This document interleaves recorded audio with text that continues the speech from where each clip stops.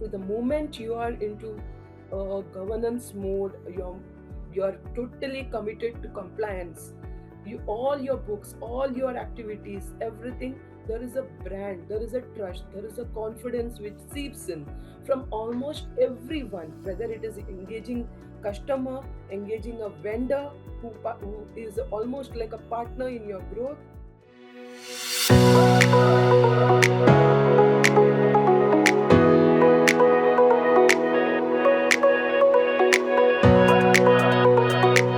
Hello, everyone, and welcome to FaceTime with Leaders, the podcast where we chat with the trailblazers who are not just shaping industries but shaking things up along the way. I'm your host, Tanay All, and today we have a leader whose career is nothing short of impressive. With over 25 years of experience in finance, legal, and compliance, and a track record of driving transformation in global organizations, Miss Anita Ananthan has earned her place as one of the most dynamic figures in her field.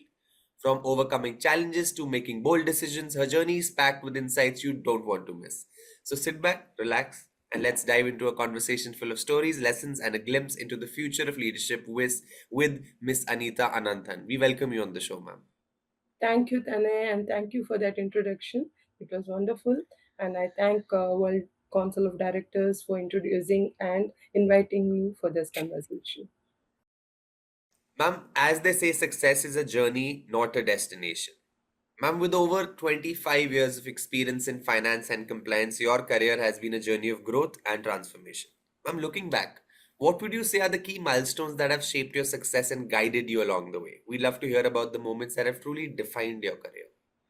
See, with 25 years of experience, it's quite a large span. So there has been quite a few milestones, I would say, which changes everyone's life story and brings you to the brim of I would say the zenith of success. Or because right now, like I am at that particular place wherein I can look back and see that there has been lot of support and help and uh, I would say a lot of achievements which have been done, wherein it brought me to this particular stage today. I started with a career wherein I started with manufacturing industry, with plastics and refrigerators and cooling towers and pipelines, and coming transitioning towards the software industry with the BFSI segment. That itself was a huge milestone and a pathbreaker, I would say that. And apart from that, there has been various milestones like I started with an organization which is a startup. 25 years back, that has been a startup. And when I say it is a startup, it started with ground zero and with lot of promises, vision to grow in the BFSI segment, to introduce a new application, a software application to the banking industry or to the insurance industry, and setting up name and a foothold for ourselves was a huge challenge. That again, going through that challenge along with the stakeholders, along with the employees, along with the people who trust us, the customers, their trust and confidence was again a milestone to be achieved. I would call it a great huge success and a learning experience too. It brought in a lot of capabilities, the abilities which we had not known at that particular period, that which we possess, which we can hone ourselves onto, and then build our own career into it. Lovely, ma'am. So there has Ma- been, I yeah. can count too many things.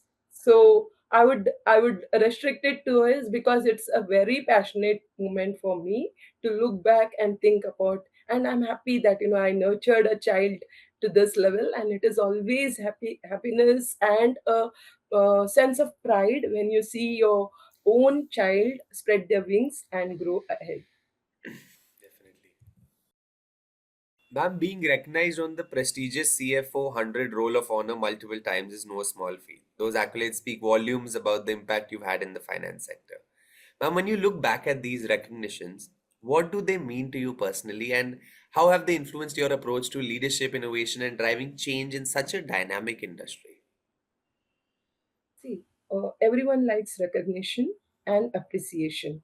though we do not actually work, when you're working in an organization, you do not approach yourself or your activities, or your intention is not to be getting in accolades, or claiming for a cup or an award. But at the Okay. same time, when you are achieving something, when you are recognized, and especially at such huge forums like a CFO forum, or even huge platforms like ET forum, you really believe that you have done something worth achieving and worth being recognized. And meeting people on these forums enhances your knowledge and education also, because you meet a lot of people over their dynamics, what they have experienced, what they have gone through, both contemporaries and your leaders. You earn a lot, you gain a lot, and it is up to you to understand how to make use of it. So True, your true. leadership skills are derived from this.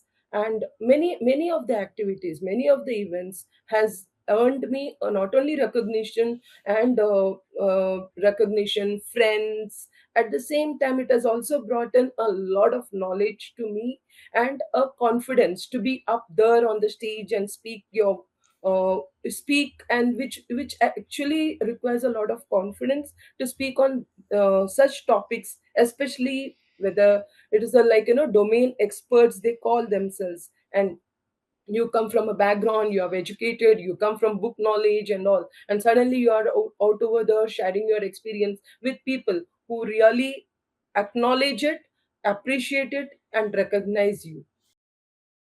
Ma'am, your career has spanned across several key domains from corporate finance to legal and compliance functions, which is quite impressive. Making such transitions requires not just expertise but also vision and adaptability. Ma'am, could you share with us how you navigated those shifts and how this multidisciplinary experience has shaped your leadership approach? I imagine it's provided you with a unique perspective on driving change and innovation across such different areas. So as a finance person is always seen as a bookkeeper. So he maintains accounts, so like accounts in the sense, like what has been done is actually audited and recorded in the books to manage the P&L and balance sheet. So it is more of a post-mortem activity which was looked upon to. But today's world and today's dynamics has changed a role of the CFO by itself. Today, we are expected to perform much beyond our basic accounting functions. So, whether it is the legalities, whether it is compliances, whether it is technology, we are supposed to be coordinating with other departments. A finance person is always plays a central role, because every approval comes through them. And secondly, he also is a key person to the management, because it's not that others are not trustworthy, but right from day one, Munim, they may call in the earlier days. So he was the most trusted person to the king. So similarly, a CEO or the management, the stakeholders, internal stakeholders, the external stakeholders have a lot of trust and confidence in the data projected by a CFO. So finance person presents, and because they believe that it is audited, so definitely the entire responsibility, accountability, it falls on him, and hence he is seen as the key or the right hand man to the CEO and the board. So definitely this extends our role and accountability to the board as a CRO, that is a Chief Risk Compliance Officer, or a CFO, or one amongst the board, whether it is in the form of a director, or it is in the form of a company secretary, or in the form of a finance controller. It's all boils down to that. But at the same time, within the organization, there may be multiple department heads who need to align themselves, like especially in regards to the transformation and the dynamics. So because each strategy of the company is planned along with the finance person. So when it comes to those dynamics, whether it is the sales or marketing, whether it's the IT, the coordination and the selection of the best tool in the organization comes on, and the decision lies with the CFO right now. So the CFO is supposed to be upskilled. It's not necessary he needs definitely has to turn himself onto a CTO or a technical wizard, but he needs to upskill himself to enable himself to make such decisions and communicate and coordinate with everyone. When I speak about communication, that is one thing which I learned is like, transparency is one of the key to any communication in any organization, whether it's from top to bottom or from down to up. The communication has to be flowing. Yeah. And again, within the departments, the communication has to be flowing, which eases out, and transparency helps in each individual to motivate and committed to each project they are aligning with. And when each person or each department coordinates and commits himself, naturally the company goal is achieved. So this is a key activity, which is the another thing, key aspect in all this range of activities which a CFO performs or an organization looks into is compliance and governance. So the moment you are into governance mode, you're totally committed to compliance. You, all your books, all your activities, everything, there is a brand, there is a trust, there is a confidence which seeps in from almost everyone, whether it is engaging customer, engaging a vendor who is almost like a partner in your growth, or your employees. The employees definitely contribute the most to the organization in their growth. So, this is what we have learned, this is what I have inculcated, and this is what transformation means to me. Because if a digital transformation or a technology can be invented, implemented by anyone, without the coordination or without the total commitment of each person involved in it, the technology implemented does not succeed. So the entire transformation into digital, whether it is use of tools or AI or even portal, helps, is because of the help and coexistence of each department and coordination between them. That is the key to any organization success and compliance. True. As long as there's good communication, a lot of things I think get solved. Yes. So you see the risk which you foresee the risk, especially like, I can explain the situation when pandemic Yes. was struck all of us. Nobody was prepared for it. But if even if you had the trust and confidence of everyone surrounding you, you can manage to pull things together and change things and change the dynamics. Be ready to ensure that circumvent the entire chain of events which happened post it. Like March 23rd, 2022 would be a record breaking thing in the history of COVID striking the entire nation, not only India, across the world. But at the same time, between March 23 to April, everyone, because it was the year closing, everyone went into panic mode. But because of certain confidence level and also certain preparedness to the risk engagement which we had foreseen, we were prepared as an organization, we were prepared even for the customers to handle things. Ma'am, your qualifications from the Institute of Cost and Works Accountants and the Institute of Chartered Accountants of India speak volumes about your strong foundation in financial strategy and compliance. Ma'am, those institutions have shaped many leaders in the field, but how has your experience with them specifically influenced your approach to financial decision making and governance? See, during my early stages, as I mentioned, I come from a manufacturing background. Of course, cost and works accountant, the very root of costing, cost controls, and cost reduction are the basic things which any CFO would want to introduce as part of its strategy for any sustainability and resilience for running an organization. As far as the Chartered Accountancy Institute is concerned, it comes with the compliance and governance, the basic theory and the right the foothold to have, or I would say the setting up a benchmark for compliances and regulations to ensure that all regulations and compliances are met with and followed stringently.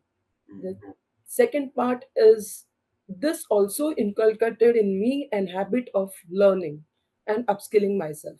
So When COVID struck, I went ahead and completed the risk management course, and I graduated from London School of Economics. I made use of the time which was available to us, though as we were all locked into the rooms and sitting in front of a video or Teams meetings. But at the same time, I availed myself the time and went on to graduate as a risk management graduate from London School of Economics. I also took up those time and graduated from as an independent director from the World Council of Directors, which was again a path-breaking, I would say, activity or event in my life because it exposed me to many people. I went ahead as part of the independent directorship course. I went ahead and met a few professors in Columbia University in US, which was again to do a research on activities like what is compliance and what is ESG means in US. Because as in India right now, ESG is not a major area or it is not a major regulatory activity followed by all because it is not mandatory, but in Europe, in US, it is already a activity or a regulation which has come up. So I wanted to be a little bit ahead of times, and so this World Council of Directors graduation took me to Columbia University, gave me an opportunity to get into the R&D department over there, meet professors, and learn a little bit more as to how the world dynamics as far as compliance and governance is. It requires a lot of passion too, because taking that trouble and taking that moment off from your work and going ahead and meeting people is a passion which I again comes in from these forums also. Because I was awarded, I thought that I can go one step ahead. Yeah. And you made some good use of time during Yes, COVID. that's true. Ma'am, Yes. we're living in a time of significant economic uncertainty with factors like inflation, market volatility, and global trade tensions creating unpredictable challenges. Ma'am, as a finance leader, how do you approach the delicate balance between addressing immediate operational needs and staying aligned with long-term strategic goals? Like, how do you ensure that in the midst of all of this, compliance and regulatory requirements remain top priority when so much is going on? Yes, as I told, regulatory requirements and compliances cannot be a secondary aspect. It has to be met with, and there is no second option over there. Correct. But coming to the main factor, when you have a strategic design or a goal or a plan for a long term, that is a 5 year plan or a 10 year plan, you cannot keep changing the goalpost. You need to have a firm place over there while the operational needs and contingencies may keep changing. Now, the best way to monitor it is having a transparent dashboard wherein everything is seen by all. As I initially mentioned, the more you are transparent with all the stakeholders, all the departments, the more support and cooperation you get to ensure that the immediate risk and contingencies are highly and immediately addressed, and without any a disengagement or any issues with the teams, because nobody likes to make changes, nobody likes immediate or this thing changes which is coming up. Correct. So if there is disturbance, there is any stoppages of activities suddenly when you are running a project, people don't want to do, they hesitate, and there is prolongness of the project. People don't like that. So instead of causing such damages to the existing projects which are running fine, we better plan it with transparency and showing people to cooperate. So you get ideas, and when you recognize their ideas, it is much more shows their involvement in ensuring that the disturbances are reduced, the contingencies are met with, and your operational activities are less disturbed. And this is a continuous process. you need Yeah.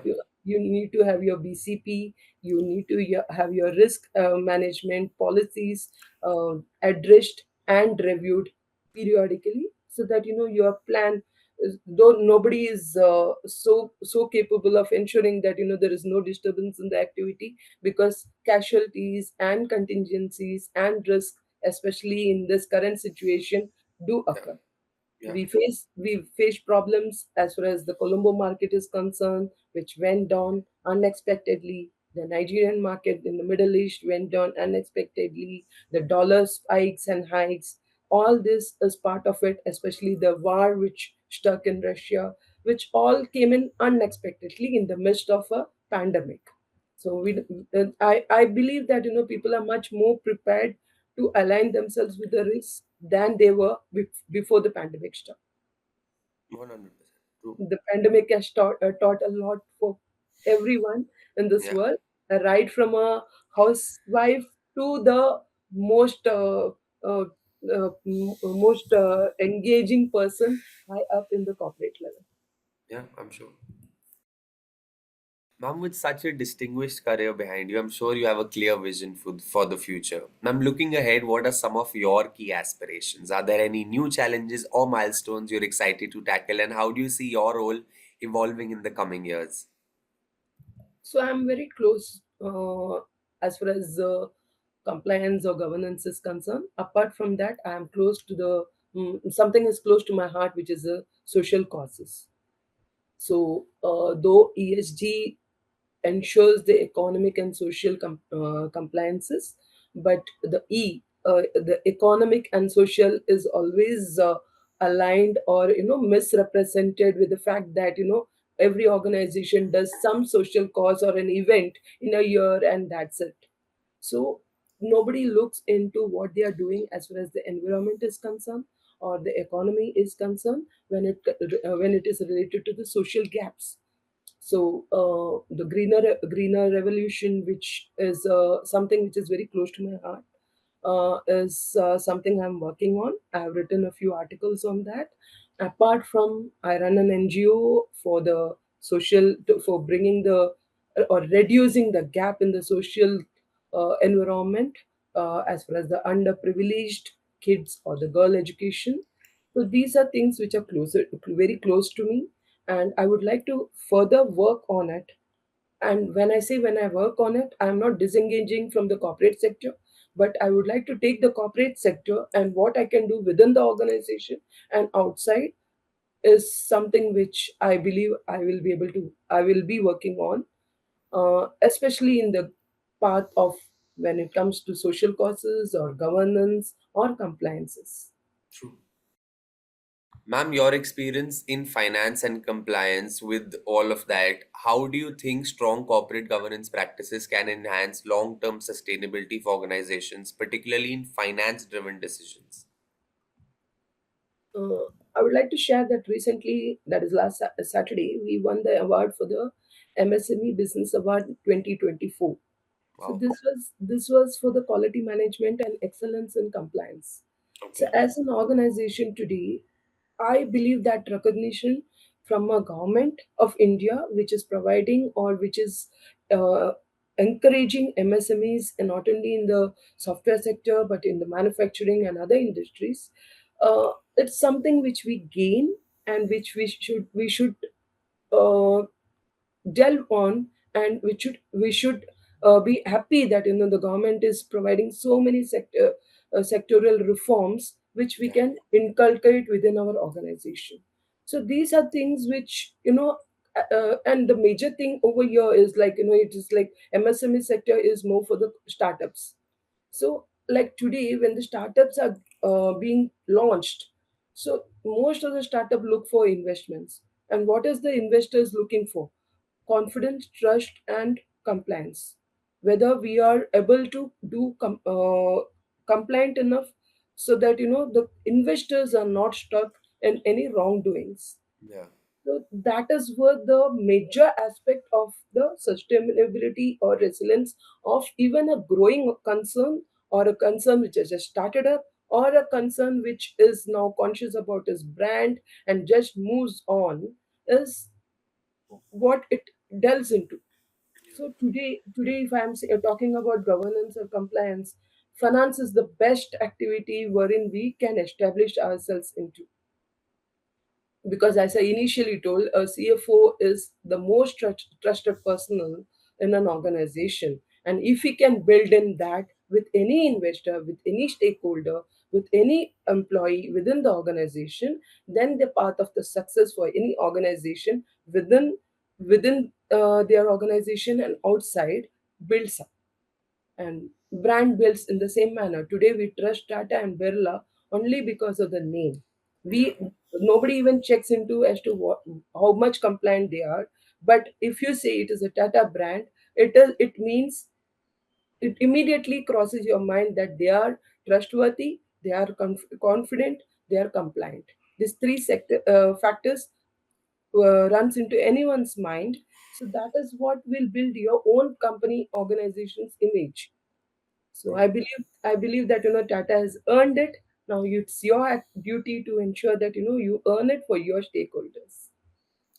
Very well said, ma'am.